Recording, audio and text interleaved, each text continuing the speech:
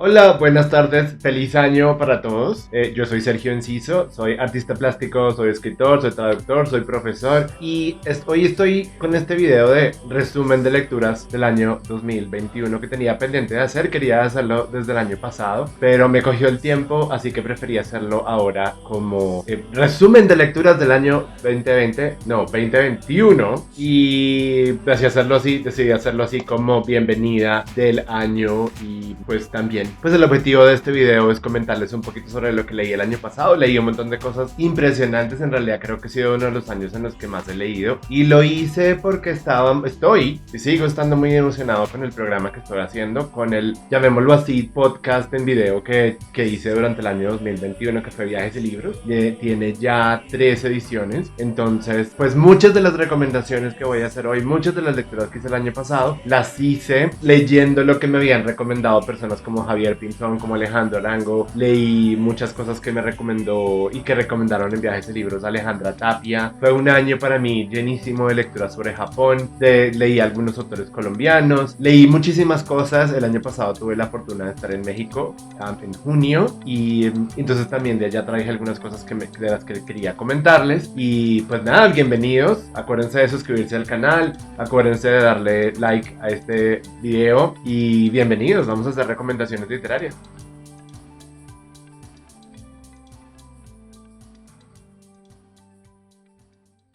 El primer libro del que quería hablar un poquito es este libro de Juan Solá, que es La Chaco. Digamos que este año el primer viaje de libros que hice fue con Javier Pinzón. Javier Pinzón estuvo en Argentina hace un par de años y me trajo este libro de regalo, que es un libro de Juan Solá, que es un autor argentino. Y este libro me cabía un poco y me gustó mucho porque me cayó en la línea de la literatura que se refiere a las personas no binarias o a las mujeres trans o las personas trans. Y hace 2 años o hace un año ya largote, en la Feria del Libro del 2020, que fue la primera feria que se hizo virtual, yo tuve la oportunidad de estar conversando con Camila Sosa. Conversé con ella 2 veces, una vez de preparación y otra vez en la charla que hicimos sobre cyborgs, gracias a la editorial de la Universidad Jorge Tadeo Lozano. Marco Giraldo me invitó a conversar con Camila Sosa y con otro autor, que luego les dejo el nombre porque no me acuerdo en este momento, sobre cyborgs y sobre personas, digamos que como el cuerpo de los cyborgs, y en ese concepto de los cyborgs que habían las personas que tenían colostomías, del libro que ya les voy a dejar la imagen en el libro, y el libro de Las malas de Camila Sosa. Y en esa tradición un poco como de, si se le puede llamar así, o en esa línea de personas que escriben sobre la diversidad, digámoslo así, sobre personajes diversos, sobre mujeres trans, sobre personas no binarias, sobre gays, homosexuales, sobre personas que no hacen parte de la normatividad, pues está este libro de La Chaco, que es un libro que a mí me gustó muchísimo. Al principio me pareció como un poco complejo de entender porque utiliza un lenguaje como muy, muy, muy argentino. Pero luego me acostumbré a este lenguaje argentino y logré como fluir con el libro. Y me gustó muchísimo porque es la vivencia de personas que viven con, digámoslo así, como niños o mujeres trans o hombres o personas no binarias que viven con su feminidad muy a flor de piel. Son niños maricones o son niños muy afeminados, y como la sociedad en la que ellos vivieron, por lo menos en este libro de La Chaco, son sometidos a mucha agresividad y a mucha violencia. A mí eso me sacó muchísimas lágrimas. Yo pienso que mi vivencia fue muy parecida en mi adolescencia, en mi infancia. Pues yo siempre he estado como muy conectado con mi lado femenino, digámoslo así. Yo no era el típico macho y eso a mí me trajo como muchísimos problemas y muchísima agresividad, y me parecía que este libro lo mostraba de forma magistral y es muy chévere. Y este es el primer libro que leí el año pasado, o por lo menos lo leí cuando hice el primer viajes de libros, que fue con Javier Pinzón. Lo recomiendo un montón, hay unos episodios bellísimos, y entonces yo dejaría este como la primera recomendación de algo que me gustó muchísimo. Y pues acuérdense de ver el primer viajes y libros, que fue el episodio que fue homenaje a Antonio Caro, porque pues fue justo después, lo filmamos. Este video se filmó antes de la muerte de Antonio Caro y se le hizo un homenaje. Al principio conversamos con Javier porque Javier lo conocía y fue muy chévere, y en ese episodio hablamos de La Chaco.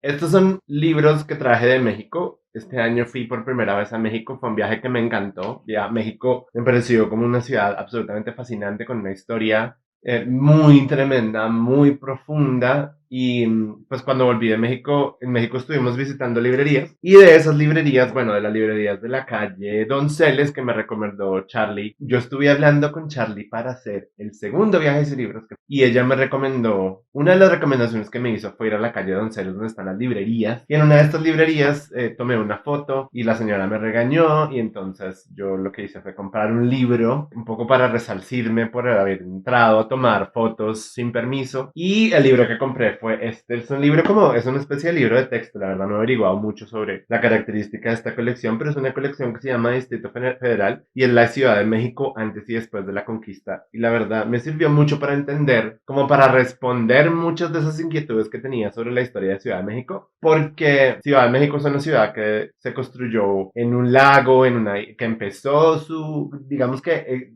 Ciudad de México existía como Tenochtitlan, México Tenochtitlan, y a mí me pareció, quedé como muy enamorado y muy sorprendido por la historia de Ciudad de México, entonces compré este libro, me leí, lo leí como en un 90%, me sirvió para responder preguntas, cosas que aprendí de este libro, por ejemplo, son crónicas sobre la historia de Ciudad de México, y una de esas crónicas cuenta como, digamos que a diferencia de Bogotá, Ciudad de México siempre, primero fue una ciudad de castillos, después ya en la época de la colonia, la Ciudad de México era una ciudad de castillos, era una ciudad de mucha abundancia, y era una ciudad donde la gente la pasaba muy bien, y es una ciudad que creció y ha tenido como una historia compleja de relación con su pasado indígena. Entonces cuando uno llega a Ciudad de México, creo que es una de esas ciudades en donde, pues eso no, digamos que no existe en Colombia, uno no encuentra en Colombia una ciudad que conviva de manera tan fuerte con una historia indígena, que es una historia imperial muy larga, que es una historia que recorre todo el país. Entonces yo estaba como muy enamorado de eso, recordando las clases de historia del arte. Entonces, pues compré este libro y me encantó y compré en unas librerías diferentes, estos dos libros. Estos dos fueron recomendaciones. Este es un libro que se llama 10 bicicletas para 30 sonámbulos, que es un libro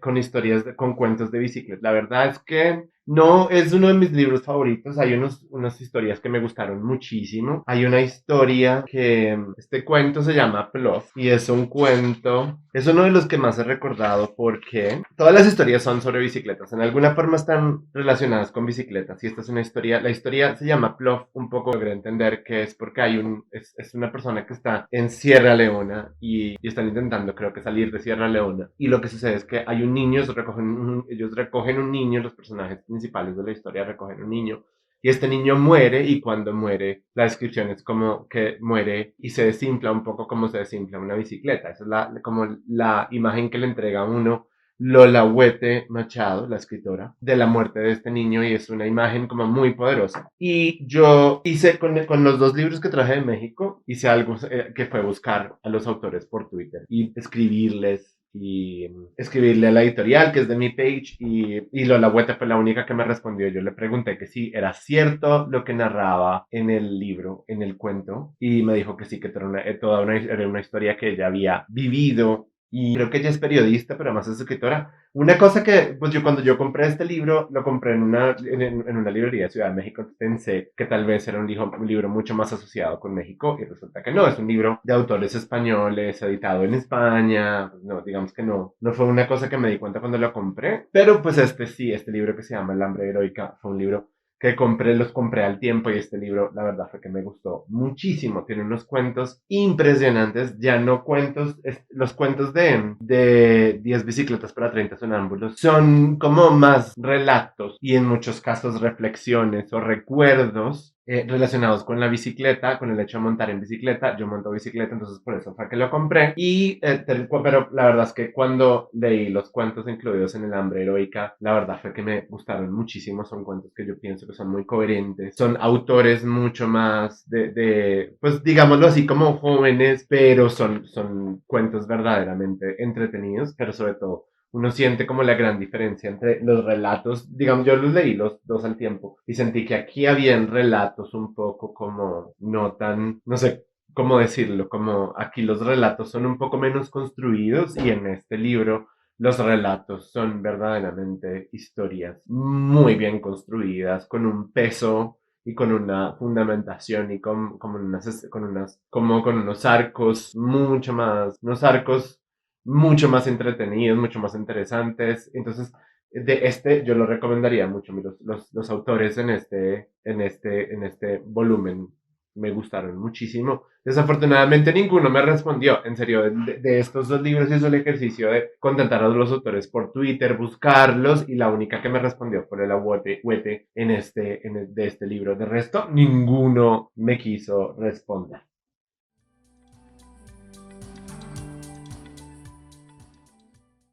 El tercer viaje de libros que hice el año pasado lo hice con Alejandra Tapia, que es una de las personas en México que más conoce sobre Japón. Fue un encuentro muy chévere, fue muy entretenido, fue una conversación, tuvimos una sola conversación. De esa conversación hablamos sobre literatura japonesa, literatura de mujeres de Japón, y hablamos sobre el tema de la muerte y sobre Murakami, Haruki Murakami, porque este año yo estaba muy sorprendido con Murakami. Lo había escuchado mucho durante muchos años, lo había evadido. Yo siempre cuento la anécdota de que en un momento fui y conseguí un libro de Murakami, lo leí. Cuando lo leí resulta que había leído como de una trilogía, había leído el libro de la mitad. Entonces me leí Kafka en la orilla, luego leí Crónica del pájaro que da cuerda al mundo, y después de eso pues leí un montón, muchos más cuentos, escuché podcast sobre él, porque la verdad me parece que es uno de esos autores hipnóticos que yo por lo menos empecé a leerlo y me gustó muchísimo. Y pues entonces decidí hacer un viaje de libros que tuviera que ver con Murakami. Le pregunté a Charlie si ella conocía a alguien que hablara sobre Murakami y me recomendó a Alejandra Tapia. Alejandra fue muy generosa, conversó conmigo, la pasamos muy chévere, pueden ver ese episodio. Hablamos sobre el tema de la muerte y fue un tema que se me quedó muy recurrente. De los libros de Murakami, a mí me parece que Kafka en la orilla me gustó muchísimo. O sea, como que yo leía Kafka en la orilla y fue como, wow, qué libro tan chévere. No me esperaba que fuera un libro como, no sé cómo describirlos, como, tiene como unos niveles, como unas capas, como unos no sé, como, digamos que hay como unas realidades o dimensiones diferentes en la historia, en las que uno está parado como entre la realidad en la que estamos, la realidad de los personajes, pero también hay como el más allá o el más acá, que cosa que se repite en Crónica de El pájaro que da la vuelta al mundo. Pero pues Kafka en la orilla es un libro mucho más corto, debe tener 300 hojas, mientras que Crónica del pájaro que da vuelta al mundo son 620 y tanto. Es un libro fascinante. Yo creo que sí, una de las recomendaciones que yo haría, lo de que leí el año pasado, es Crónica del pájaro que da vuelta al mundo. Es un libro muy largo, pero es un libro que fluye muchísimo.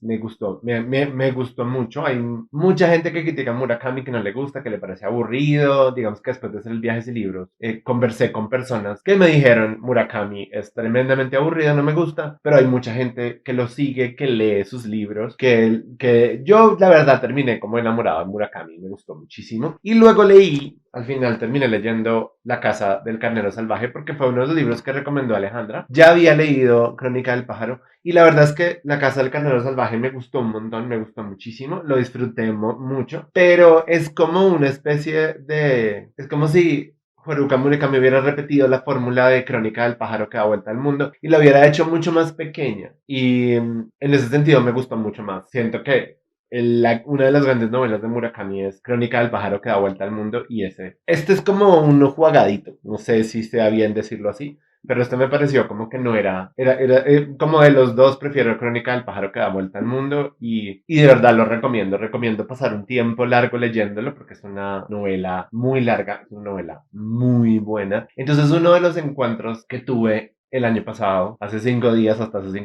durante todo el año, fue la lectura de Haruki Murakami, que fue, yo creo que es mi autor pandémico. Como yo, digamos que tenía, en los momentos en que tenía para leer, en los momentos de encierro, empecé a leer a Murakami. Tengo uno de los episodios del podcast, del ñoño podcast, sobre Murakami y el encierro, y leí en algún momento uno de los cuentos de después del terremoto, y creo que a mí me gusta muchísimo, y es uno de esos autores en los que cuando no sé qué leer, como que me voy a él y me refiero a él, y me gusta aprender sobre él. Es un señor que debe tener como 70 años, abrió una biblioteca el año pasado en la Universidad de Waseda. Es como una de esas personas muy interesantes de las que vale la pena, yo por lo menos he disfrutado mucho buscando cuentos y leyendo sobre él.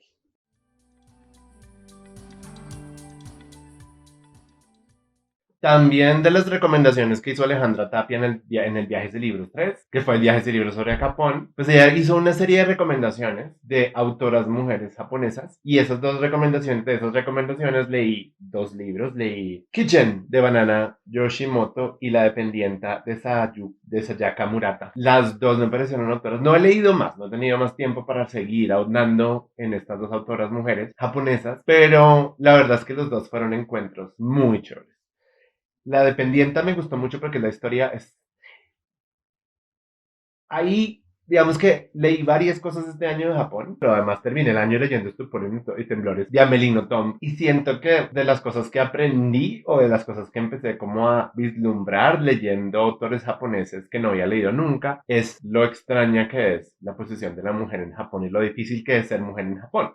Y uno de esos libros que le muestra a uno esa situación es La Dependienta de Sayaka Murata. Esta historia me gustó mucho porque es una chica que en algún momento empieza a condicionar su personalidad. Parece que cuando era niña era muy mala y ella lo que hace es un poco como cerrarse al mundo, pero no sé qué es lo que pasa, no, sería bueno que lo leyeran, pero entonces ella va a la universidad, el personaje de la novela va a la universidad y al final cuando sale a la universidad consiguen un puesto en una tienda que es como una especie de Oxxo en Japón y termina trabajando en esa tienda 18 años y cuando cumple 37 años pues toda su familia está muy preocupada porque ella no se ha casado, no tenía una casa, no tiene un trabajo con un contrato fijo, sino que está trabajando por horas en un Oxxo y lleva ahí toda la vida y no avanza, no sube, no baja, sino que ella está ahí en su cuento de la tienda y empiezan a presionarla como para que ella haga otra cosa, que ella se case, que ella consiga un nombre porque la forma de ser, como la forma correcta de ser mujer en japonés, con un hombre y entonces ella pues empieza como a empujarse a hacer esto, a cambiar y es una novela muy chévere, yo de verdad la recomendaría. Yo pienso que me gustó mucho por esta sensación como de ser un poquito paria, como cuando uno está dentro de una sociedad y la sociedad te exige muchas cosas y uno no es capaz de cumplirlas todas y entonces uno no sabe cómo reaccionar, para dónde ir, para dónde moverse. Y esa novela me pareció muy chévere. Y la otra, que es la de Kitchen de Banana Yoshimoto, son novelas cortas, las dos son novelas supremamente cortitas, son novelas supremamente bonitas. Y Kitchen me sorprendió porque son dos historias de amor que creo están muy relacionadas con el hecho de la muerte, con la muerte sorpresiva. Y la verdad es que con La Dependiente sentí que leí una novela corta, brutal, y me gustó mucho como la estructura de la novela, la construcción del personaje, pero cuando leí Kitchen y terminé Kitchen sentí que era como una lección de romance contemporáneo, muy centrado en el hecho de lo que es la soledad en el Japón de ahora y de lo que es vivir como japonés. No soy japonés, pero digamos que estas dos novelas me brindaron como esta oportunidad de entrar, de ver un poco lo que es vivir y amar en un mundo muy solitario como parece que es el de Japón. Otra de las recomendaciones, otro de los temas de los que hablamos con Alejandra Tapia fue sobre Kazuo Ishiguro. Kazuo Ishiguro fue el ganador del premio Nobel creo que hace 3 años. Tengo que pegar ahí la noticia. Y yo había leído hace muchos años y me pareció muy sorprendente porque hablando con Alejandra nos dimos cuenta que yo había leído las novelas europeas de él, Kazuo Ishiguro, pues es japonés, pero su familia, él es inglés, pero su familia es japonesa y creo que él tiene como un pie en cada uno de estos mundos, en el mundo inglés y en el mundo japonés. Y yo había leído dos novelas de él, había leído Never Let Me Go y había leído El Gigante Enterrado, que son novelas de él que son muy europeas. Never Let Me Go tiene película en Netflix y todo, la pueden ver, es muy interesante. Es muy chévere, a mí me gustó porque la historia es como una historia de esas que uno dice, oiga, sí, son un grupo como de niños que van creciendo en un colegio, pero que son niños criados para donar órganos. En su vida van a ir donando órganos todo el tiempo y el gigante enterrado es como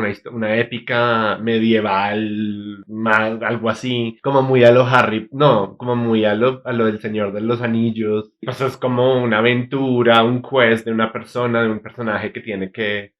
no recuerdo muy bien cómo va la historia, pero cuando lo leí me gustaron mucho. Yo quedé como muy sorprendido con Kazuo Ishiguro. No sabría en ese momento. Digamos que cuando él ganó el premio Nobel, mucha gente preguntaba si él era un autor de ciencia ficción. Yo no lo sentí como un autor de ciencia ficción. Y ahora, hablando con Alejandra, me di cuenta que ella había leído las novelas más japonesas de él. Entonces, yo me di la tarea también de leer de leer dos novelas de él. Una que es un artista del mundo flotante y la otra que es Pálida luz en las colinas. Ninguna de las novelas es muy larga, las dos tienen como entre 140 y 150 hojas. Y la verdad fue que también me gustaron mucho. Son historias sencillas. Y esas dos novelas tienen una cosa en común y es que son personajes que se sientan a recordar y a hablar lo que pasó cerca, antes o después, a la Segunda Guerra Mundial y a toda la situación tan difícil que vivieron los japoneses después de la Segunda Guerra Mundial. Entonces uno, el Pálida Lucen, el artista del mundo flotante, es un hombre que es un artista muy reconocido en su ciudad, creo que él vive en Nagasaki. Él se sienta a recordar como la historia de su familia alrededor del matrimonio, del futuro matrimonio de su hija,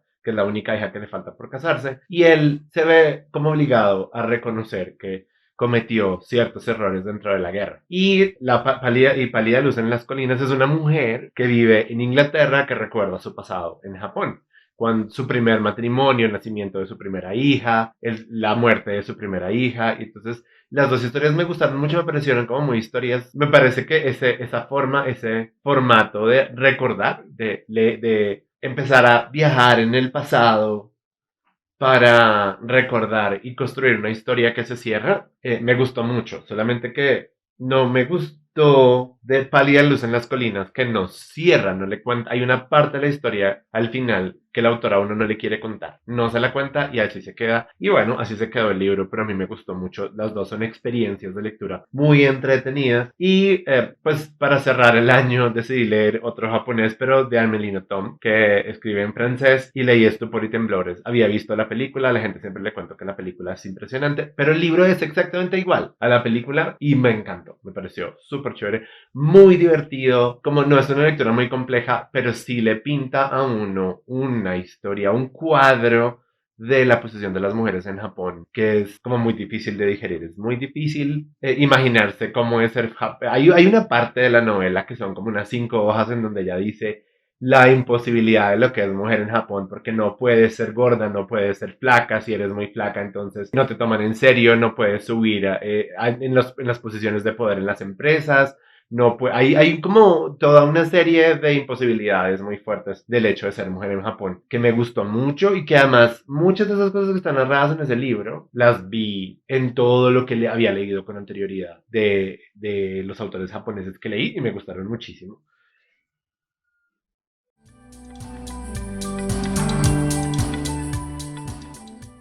Ya para terminar este video voy a contarles lo último que leí que me gustó. Yo lo tengo por aquí en físico, no sé dónde está. Pero este año salió la cuarta temporada de los cuentos de la criada de del cuento de la criada, Handmaid's Tale, que es una serie que a mí me ha gustado mucho. Yo la empecé a ver hace varios años. Es una serie que me gustó, me ha gustado mucho, pero que además es una serie, el tema es bastante violento, no sé si la han visto, pero pues es una teocracia, es un país que se llama Gilead, que es un país que reemplaza lo que nosotros conocemos como Estados Unidos. Un grupo, digámoslo así, de teócratas, de cristianos recalcitrantes, hacen un golpe de Estado en Estados Unidos, matan al presidente, tumban la constitución y las mujeres, como en el mundo hay una crisis de nacimiento de niños, dejan de nacer niños, empieza a reducirse la natalidad de niños. Pues resulta que estos hombres cogen a todas las mujeres que pueden, que tienen úteros que les sirven y las convierten casi que en esclavas sexuales de familias poderosas y las condenan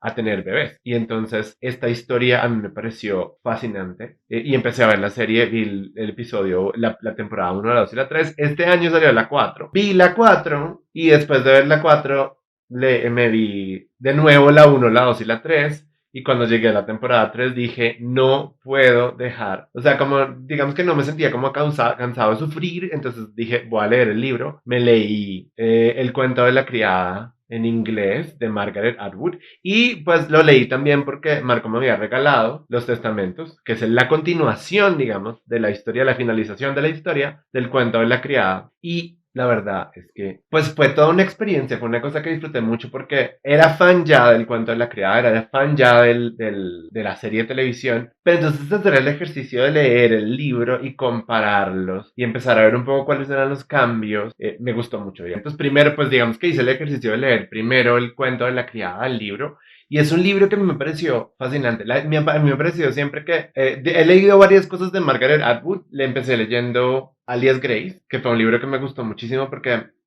a Margaret Atwood intenta construir una historia de un personaje que tiene... el cuento de Alias Grace es esta mujer que está acusada de un crimen y pasa mucho tiempo en la cárcel en el siglo XIX en Canadá. Entonces ella se pone a hacer la reconstrucción de toda la historia de este personaje a través de revistas, de periódicos, testimonios y la forma en la que ella logra construir la historia de este personaje que es en cierta forma irreconstruible porque hay una parte que el personaje no se acuerda, que niega y lo hace de una forma tan magistral que yo quedé enamoradísimo de Margaret Atwood. No había leído como un par de cosas más, he leído como algunos de sus cuentos y luego pues terminé viendo el cuento de la creada la serie y pues ya como les había contado empecé a leer el libro. Y el libro, la historia es como tan fascinante, es una historia que a mí se me hace tan original, es como, no sé, a ella cómo se le ocurre esta historia de este país que reemplaza a los Estados Unidos.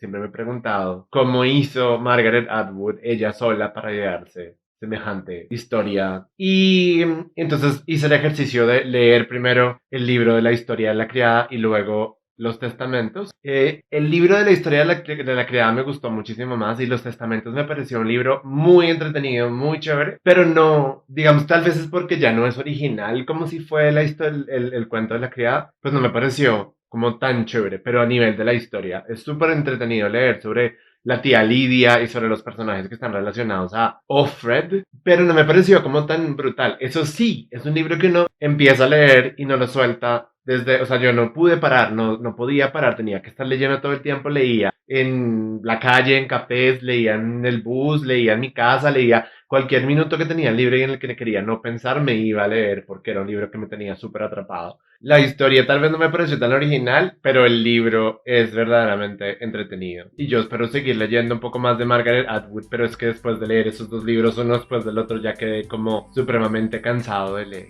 a esa autora. Intenté, y la verdad es que tengo ganas como de pasar a leer otros autores diferentes. Vamos a ver qué me deja de literatura el año 2022. Y yo creo que hasta aquí llega un poquito mi resumen de lecturas del año pasado y mis recomendaciones. Espero que tengan todos un año 2022 muy fructífero, con mucha lectura, con mucho cine, con mucho arte. Recuerden darle like a este video, recuerden suscribirse al canal y hasta luego.